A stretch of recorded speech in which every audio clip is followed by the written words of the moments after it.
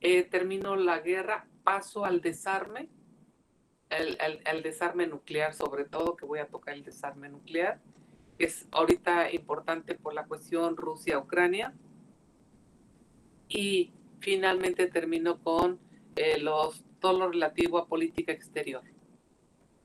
La dejé la política exterior al final, ya les expliqué por qué dejo la política exterior y con eso ya terminamos.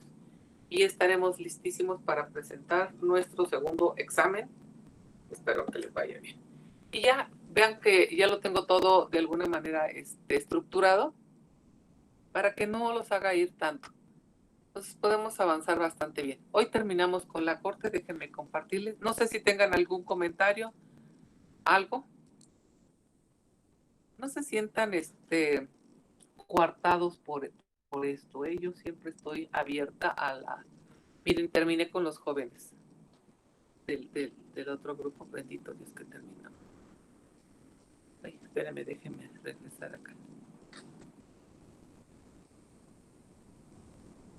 Aquí, empezamos con este. ¿Ya la ven? Sí, maestra. Sí. Vamos, repito, no hay nada que no se haya explicado por parte del equipo que expuso. ¿Se acuerdan que les hice hincapié, jóvenes, a la hora que hablen sobre la Organización de las Naciones Unidas y hablen de cada uno de los órganos que la componen? Hagan hincapié en la Corte Internacional porque es nuestra área, es precisamente el manejo de la aplicación del derecho y sobre todo del derecho internacional. Entonces, aquí está la aplicación. Ya hablamos de uno de los medios del que se valen los estados, que son el, digamos, jurisdiccional. Estaríamos hablando del arbitraje, ya quedó el arbitraje, pero también tengo a la Corte Internacional como uno de los órganos que pueden ser utilizados para solucionar de manera pacífica un conflicto. Entonces vamos con ella. Obvio que es el órgano fundamental, es el órgano judicial más importante de las Naciones Unidas. Cada uno de estos órganos tiene su propio órgano judicial, casi todos. Y vamos a ver, les puse una super lámina aquí, porque es un montón que escribí, pero es importante y lo explicaremos en estos 3 párrafos. Miren, de acuerdo con el estatuto de la Corte, recuerden que la Corte tiene un estatuto, todos los miembros de las Naciones Unidas son ipso facto partes en él. Es decir, cuando un Estado se unió a través de la Carta de San Francisco a las Naciones Unidas, desde ese momento que firman para crear las Naciones Unidas, en ese momento también firman a la Corte. Por eso es ipso facto. Los que sean miembros de Naciones Unidas también son parte de la Corte, de esa manera. Ahora bien, otros estados pueden serlo según las condiciones que determine en cada caso la Asamblea General a recomendación del Consejo de Seguridad. Es decir, si hay algún estado o algunos estados que no forman parte de estos 193 estados miembros de la Corte Internacional, pero quieren hacer uso de la estructura de la Corte, si así lo acepta la Asamblea General, de acuerdo también con lo que apruebe el Consejo de Seguridad, estos estados que son ajenos totalmente a la Corte, o de alguna forma, pueden utilizar su estructura. De alguna manera, si así lo faculta la Asamblea y el Consejo de Seguridad. Entonces, para que vean, son totalmente ajenos al estatuto de la Corte, pero pueden utilizar a la estructura de la Corte, si así lo permiten, ¿eh? Y dice además, los miembros de las Naciones Unidas se comprometen a cumplir las decisiones de la Corte en los litigios en que sean partes, y si no lo hicieran, la otra parte podrá recurrir al Consejo de Seguridad, el cual podrá hacer recomendaciones o dictar medidas destinadas a que se respete la decisión de la Corte. Una vez que se resolvió un conflicto en la Corte, las partes están, a través de esta sentencia que se emite en la Corte, obligadas a cumplirla. Si alguno de ellos no lo hace, la otra parte la que se considera de alguna manera ofendida, puede pedirle al Consejo de Seguridad que intervenga. Y el Consejo lo hace primeramente escalando, primero en recomendaciones, luego tomando alguna medida más fuerte, incluso puede obligarlo por la fuerza. Es el único órgano de Naciones Unidas que tiene la capacidad de imponer por la fuerza la solución de estos casos. Por eso se ha cuidado muchísimo, ahorita lo voy a hacer hincapié también más adelante, que no intervenga el Consejo de Seguridad en el caso Ucrania-Rusia a través de los cascos azules, porque se consideraría una participación, una afrenta por parte de la organización hacia Rusia, y esto podría escalar en un desenlace terrible. Entonces lo que se está cuidando es precisamente evitar darle elementos a Rusia para considerar utilizar armas de carácter nuclear. Fíjense, no estamos a salvo aún porque se ha ido escalando en el uso de armamento cada vez más dañino. Se están violentando los derechos humanos constantemente, hay crímenes de guerra. El día de ayer se expulsó a Rusia precisamente de esta Comisión de Derechos Humanos. No puede seguir formando parte. Y yo estoy de acuerdo en que sea expulsado, pero también estaría más de acuerdo en que se expulsara a muchos otros estados, entre ellos el nuestro. Fíjense, de la Comisión de Derechos Humanos. Somos un país violador de derechos humanos. Es terrible. Pero ahí está este primer acercamiento, jóvenes. Luego, ¿cómo se compone la Corte? También lo vimos. La Corte se compone de 15 miembros, de los cuales no podrá haber 2 que sean nacionales del mismo estado, y elegirá para un periodo de 3 años a su presidente y vicepresidente. Les recuerdo que los miembros de la Corte duran en su encargo 9 años, pero un presidente que se elige dentro de ellos mismos tiene a su cargo por 3 años esta presidencia, y un vicepresidente otros 3 años. Ahora, las condiciones de los jueces. El artículo 2 del Estatuto de la Corte fija las condiciones que deben de reunir los jueces. Es decir, no puede ser cualquiera, tiene que ser un juez con un perfil específico, que aquí lo marca el artículo 2 del Estatuto de la Corte. Mire lo que dice. Está por eso entre comillas, porque es textual, lo que dice el artículo 2 del Estatuto de la Corte. La Corte será un cuerpo de magistrados independientes, elegidos sin tener en cuenta su nacionalidad, de entre personas que gocen de alta consideración moral y que sean jurisconsultos de reconocida competencia en materia de derecho internacional. Además de tomarse en cuenta su individualidad, se tratará de que por medio de estas personas estén representadas las grandes civilizaciones y los principales sistemas jurídicos del mundo. Eso es lo que dice el artículo 2 del Estatuto de la Corte. Fíjense cómo utilizamos de manera indistinta el término juez o el término magistrado para hablar de la Corte. Habla de jueces y magistrados como sinónimo. Nosotros en Derecho Interno tenemos otra connotación para jueces y para magistrados, pero ahí está. Esto es muy importante.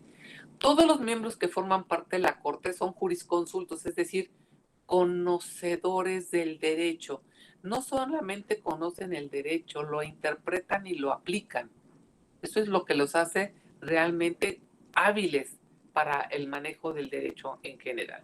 Por ello, cuando yo doy clases en la carrera de Relaciones Internacionales y les digo de la composición de la Corte, se ponen un poco intensos cuando les digo que no pueden formar parte ellos, porque no son abogados, no son expertos en el manejo del derecho internacional. Sí son expertos en el manejo del derecho internacional, pero se exige que sean jurisconsultos, es decir, licenciados en derecho. Ahora, con la apertura que se ha tenido en varias instituciones, antes este era un campo muy cerrado, hoy no. Hoy cuando un licenciado en Relaciones Internacionales, que es experto en este contexto, realiza estudios de posgrado en área jurídica, con esto avala realmente su capacidad para formar parte. Que yo sepa, hasta ahorita, 2022, nadie que no sea licenciado en Derecho pertenece como juez o como magistrado a la Corte. Entonces, pero ahí está, se han estado abriendo esto. Muy importante es que ninguno de estos miembros que forman parte de la Corte se duplique, es decir, que no sean dos de la misma nacionalidad. Lo que se pretende con una diversidad de nacionalidades es que estén representados los distintos sistemas jurídicos. Entonces, que estén representados todos aquellos que tengan una situación distinta, que pueda hacer esto eco en el desarrollo de las sentencias que se dicten, con una gran apertura. Es a lo que se refiere este punto. Sí, pregunta. Sí, profesora, disculpe, ¿cuántos años dijo que duraban en su cargo? O sea, dijo que el presidente duraba 3 años, al igual que el vicepresidente. Pero los 15 miembros, ¿cuánto duran? En su cargo. ¿Sí me explicó? Se me salió un poco, profesora, perdón. Otra vez, no escuché. Es que se me cortó un poco el audio y no la pude escuchar. Ah, perdón. Los jueces o magistrados que integran a la Corte son elegidos para un cargo de 9 años. Dentro de estos 9 años se elige por 3 años a su presidente y a su vicepresidente. ¿Sí, sí queda claro? Sí, profesora, muchas gracias. Al contrario, gracias a ti por la participación y por la aclaración. Ahora, jóvenes, para asegurarles la debida autonomía, se establece que los jueces, fíjense, ahora voy a utilizar el término jueces y ya no magistrados, gozarán de privilegios e inmunidades diplomáticas en el ejercicio de sus funciones. Y les remarqué con negritas privilegios e inmunidades diplomáticas. Los estoy tratando de ubicar que les vamos a dar o que se les da dentro del contexto internacional los mismos privilegios e inmunidades que un embajador, porque son inmunidades diplomáticas. Esto significa que van a gozar de privilegios como las exenciones de impuestos, todo lo que les señalé para los agentes diplomáticos, van a tenerlos los jueces que forman parte de la Corte. ¿Cuál es el propósito? Que no se sientan presionados por ningún Estado, por ninguna organización para tomar resoluciones, sino que revisen el caso y con las pruebas aportadas, los argumentos que se den en cada uno de estos casos, se tome la mejor de las decisiones en la solución de un asunto. Y no que se vean influenciados por nadie. Por eso es que esta Corte es totalmente autónoma, independiente de cualquier tipo de presión. Eso es lo que se busca. Entonces aquí, por eso les señalé este punto. Luego, ¿cómo se nombra a estos personajes, a estos jueces? Fíjense que los miembros de la Corte son elegidos por la Asamblea General y el Consejo de Seguridad. Ellos dos participan en esto.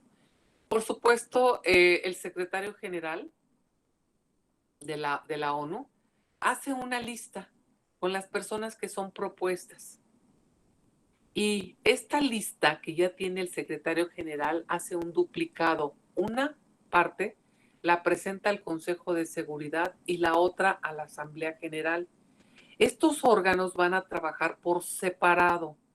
Van a revisar el currículum de cada uno de los miembros propuestos.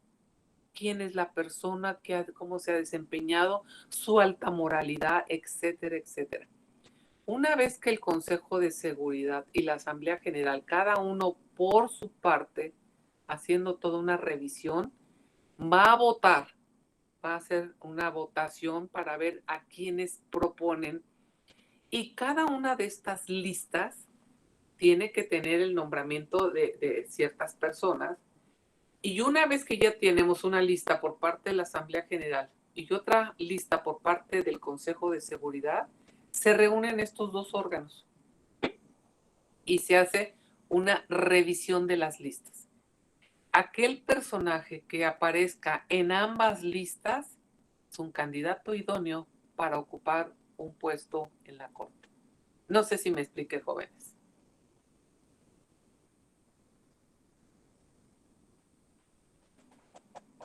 ¿Sí queda? ¿Sí se entendió? ¿Cómo se hace el nombramiento? ¿Cómo funcionan las listas de los jueces?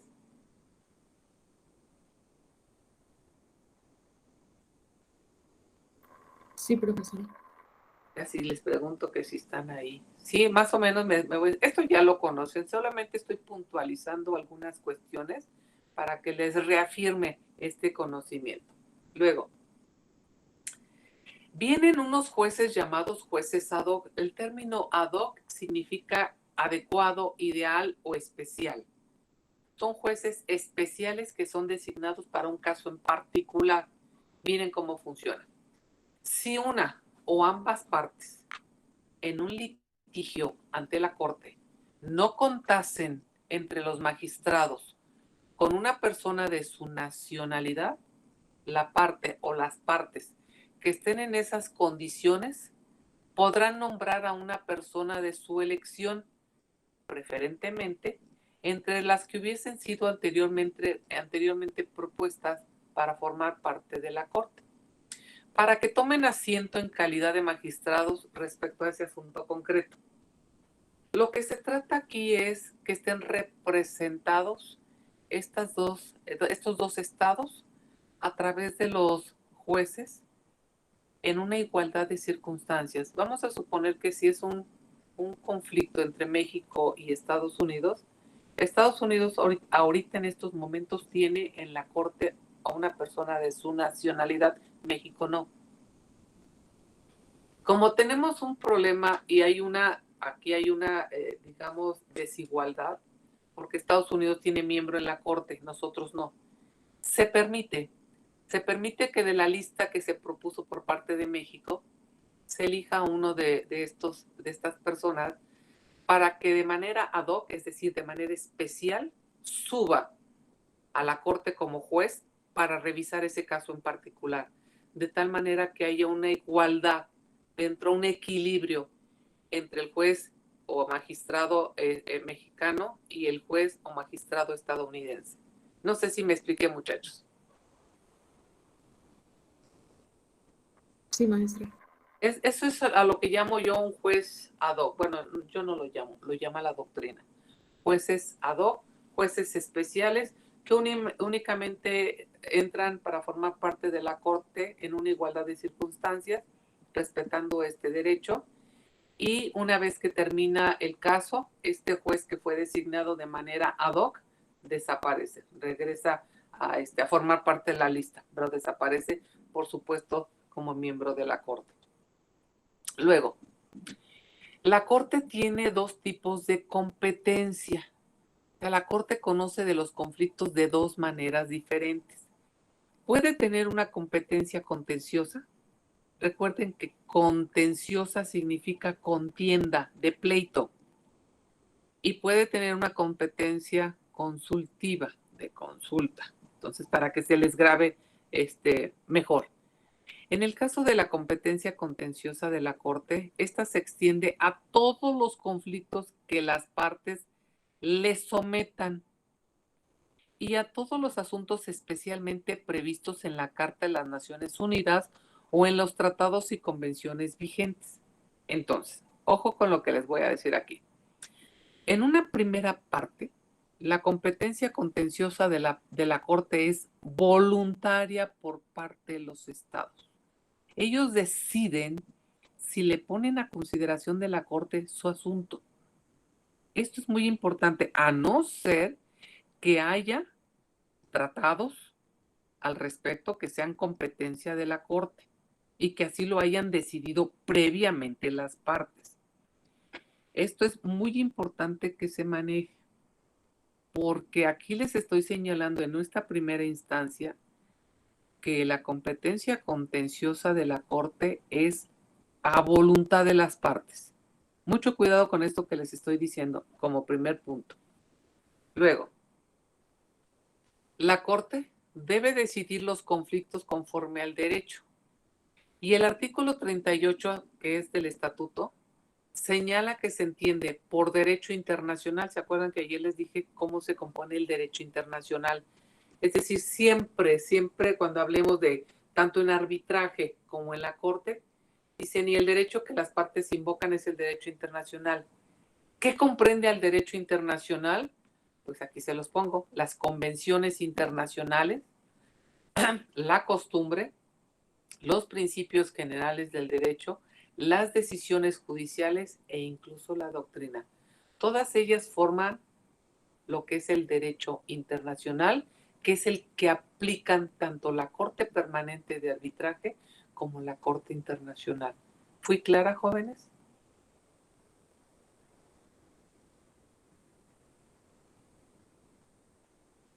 Porque casi siempre voy a hablar, y esto lo resuelven a través del derecho internacional. Siempre que utilice el término derecho internacional, recuerden que el derecho internacional está conformado por tratados, por costumbre internacional, por principios generales del derecho, por decisiones judiciales, por la doctrina, etcétera. Pero eso es, lo subsumimos, es decir, lo juntamos, lo resumimos dentro del derecho internacional. Pero es a través de todos estos mecanismos. Y aquí viene la segunda parte a la que me refería en cuanto a la competencia contenciosa de la Corte. Miren, existe una cláusula que se llama cláusula facultativa de jurisdicción obligatoria.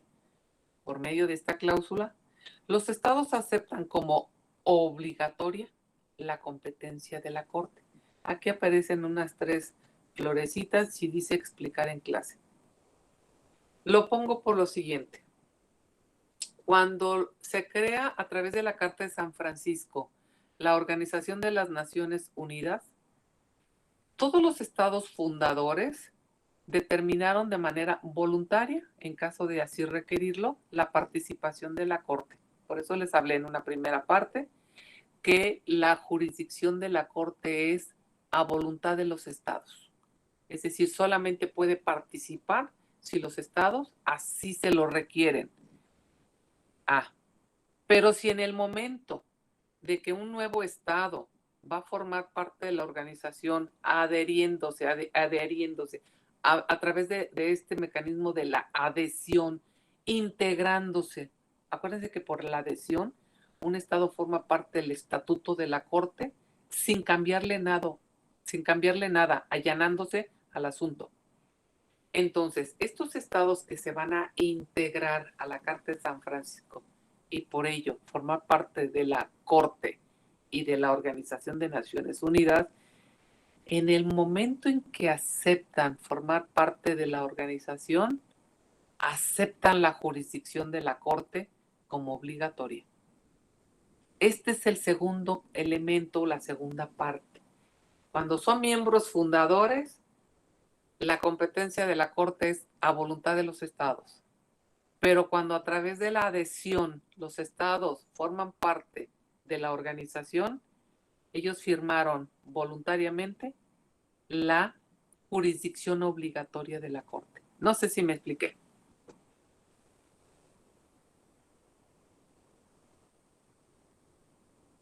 ¿Sí les queda claro?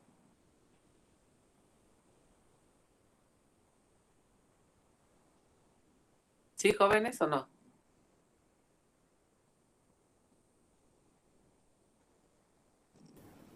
Sí, profesora, está claro. Pues dígame algo porque pues pienso que estoy hablándole a quién, a la pantalla, pero... Ok, luego, esta sería la segunda competencia de la Corte, que es la consultiva.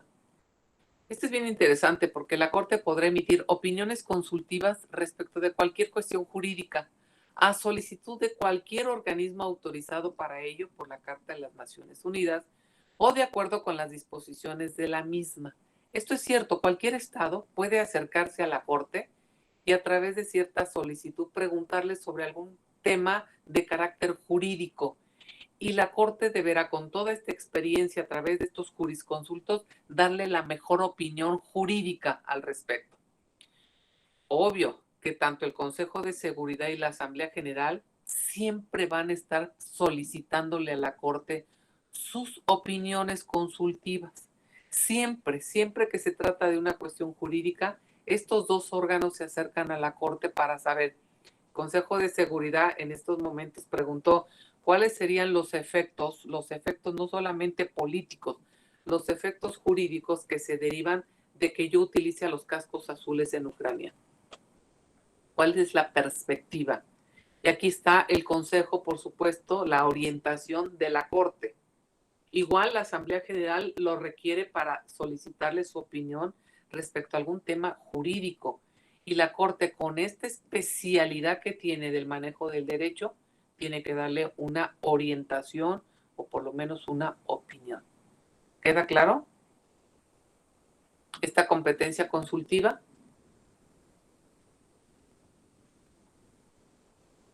Sí, Pero- maestra. Sí, profesora. Sí, profesora. Gracias. Por lo menos para saber si vamos bien. Luego, el procedimiento se los hice en un micro resumen.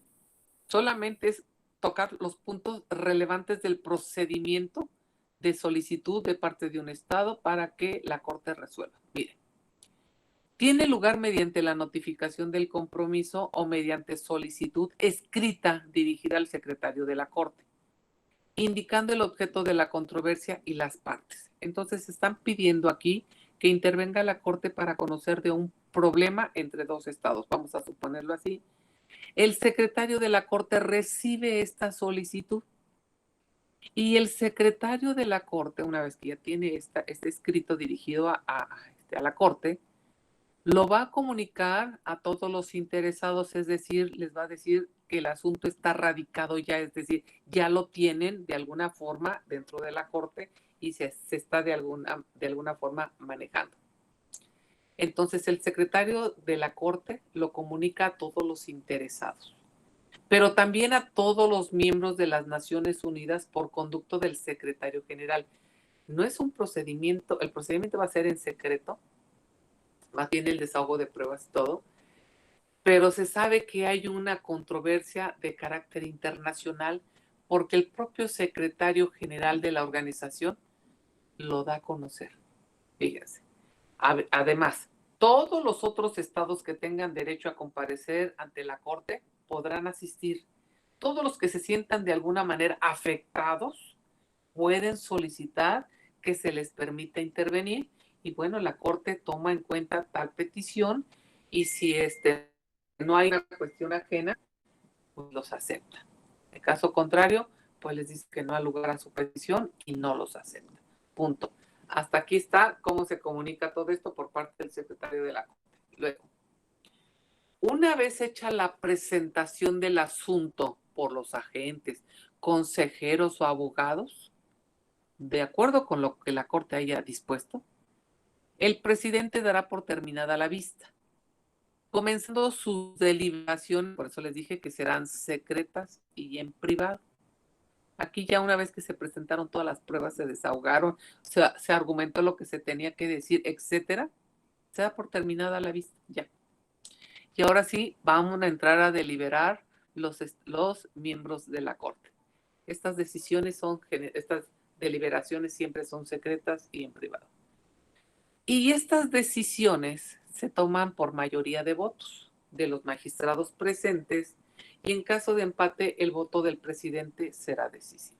Entonces las decisiones se toman por mayoría, fíjense, en estos casos.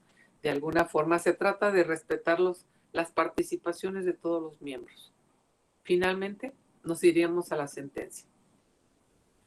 La sentencia, como cualquier sentencia que tengamos nosotros de un conocimiento legal, debe de estar debidamente fundada y motivada, como siempre. Es decir, en qué se fundamenta, cuáles son los motivos que le imprimen.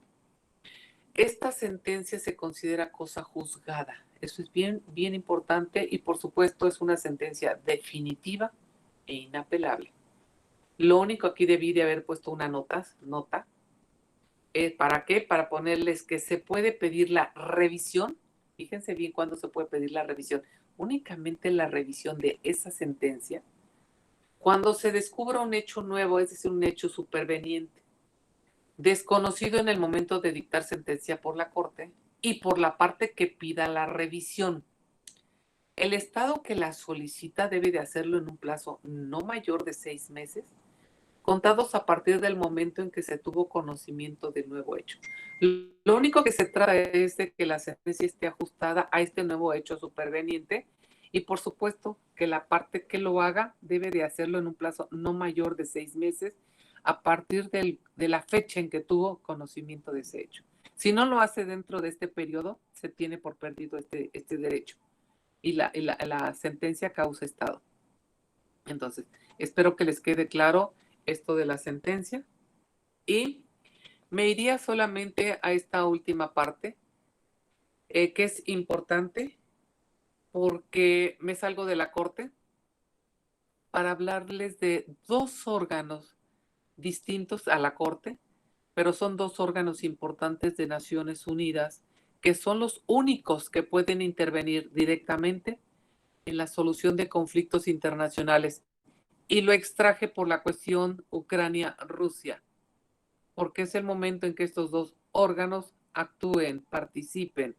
Por eso les titulé La solución pacífica de los conflictos internacionales en las organizaciones internacionales. Cómo trabaja la ONU a través de 2 de sus órganos para darle solución a un conflicto internacional como el que estamos viviendo. Y les puse que estos 2 órganos de Naciones Unidas son la Asamblea General y el Consejo de Seguridad. Pero es este último, el Consejo de Seguridad, quien realmente tiene el poder para imponer las soluciones, incluso por la fuerza. Les pongo aquí porque ya lo comentamos cuando se expuso el tema del Consejo de Seguridad, que este último, el Consejo de Seguridad, está compuesto por 15 miembros, 5 permanentes, entre ellos uno de los miembros permanentes es Rusia, lo que significa la consagración de hecho y de derecho de la dictadura de las grandes potencias. Y su fundamento lo encontramos en el artículo 24 de la Carta de Naciones Unidas, que señala lo siguiente también textual, miren. Los miembros de la organización confieren al Consejo de Seguridad la responsabilidad primordial de mantener la paz y la seguridad internacionales. Y reconocen que el Consejo de Seguridad actúa en nombre de ellos al desempeñar las funciones que le impone aquella responsabilidad.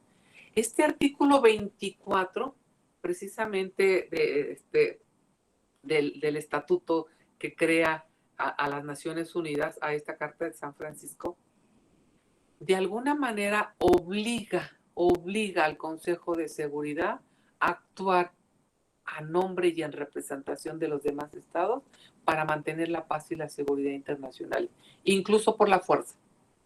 Esto es lo más, me regreso. Dice, recordemos que el Consejo de Seguridad está compuesto por 15 miembros, 5 permanentes, repito, uno de ellos es Rusia, lo que significa la consagración de hecho y de derecho de la dictadura de las grandes potencias. Entonces, recuerden que el día de ayer fue expulsado de la Comisión de Derechos Humanos Rusia. Pero ¿cómo lo expulsamos del Consejo de Seguridad si es miembro permanente, intocable? Complicadísimo el asunto. Por eso quise manejarlo como forma, ya vimos la Corte, pero esto también entra a través de estos 2 organismos que le pertenecen a la ONU, de dar solución a los conflictos internacionales de manera pacífica. Y aquí está el Consejo de Seguridad, de alguna manera asesorando, orientando, pero no está participando a través de los cascos azules. En el momento en que entre su ejército, jóvenes, se desata la Tercera Guerra.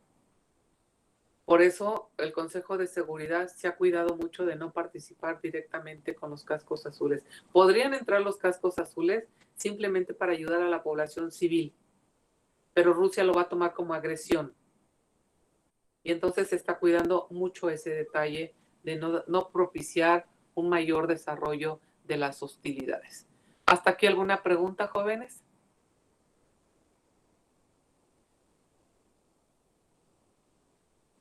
¿No? ¿Todo bien? No, profesora, todo. Entonces, déjenme terminar con esta última.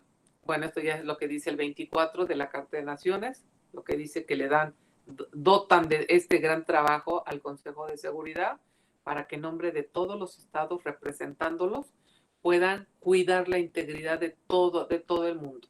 Por eso es interesante esto. Y finalmente, esta es la última de las láminas. El Consejo de Seguridad determinará la existencia de toda amenaza a la paz, quebrantamiento de la paz o acto de agresión y hará recomendaciones o decidirá qué medidas serán tomadas para mantener o restablecer la paz y la seguridad internacionales. Constantemente, y de hecho está sesionando el Consejo de Seguridad en varias comisiones. Por supuesto, la Organización de Naciones Unidas está reunida en pleno. Se los comento porque tengo varios conocidos. Sobre todo hay una niña egresada de una de las universidades privadas que es miembro de la ONU. Ella representa a Japón, representa a su país que es Japón. Ella es hija de cónsul honorario. Cuando estuvo aquí con nosotros en México, la conocí a Tami, se llama Tami. Tami pertenece precisamente a la Organización de las Naciones Unidas, es un miembro de Japón, y ella me hace este tipo de señalamientos. Está sesionando el Consejo de Seguridad, está sesionando la Asamblea General, está sesionando la Secretaría, están todos, y están tomando las medidas que consideren que no puedan de alguna manera dañar más allá de la relación que se está llevando entre Ucrania y Rusia. No le quieren dar más armas a Rusia. Entonces se está cuidando muchísimo el trabajo del Consejo de Seguridad. Pero entonces, para que sepan que no han dejado a Ucrania sola, lo que están tratando es evitar que Rusia se apoye en esta ayuda que está dando humanitaria y no humanitaria a Ucrania por parte de grandes potencias, para que no considere que hay una agresión directa contra este país y decida utilizar armas nucleares y armas bacteriológicas. Esperemos que no. No sé si con esto les queda claro este punto que quería comentarles, porque voy a estar manejando ahorita pura guerra. Ya empecé con esto, con el Consejo de Seguridad, me voy a ir a medios de uso diferentes de la guerra, me voy a ir a la guerra, entro al desarme, por supuesto, y termino con política exterior. ¿Queda claro, jóvenes?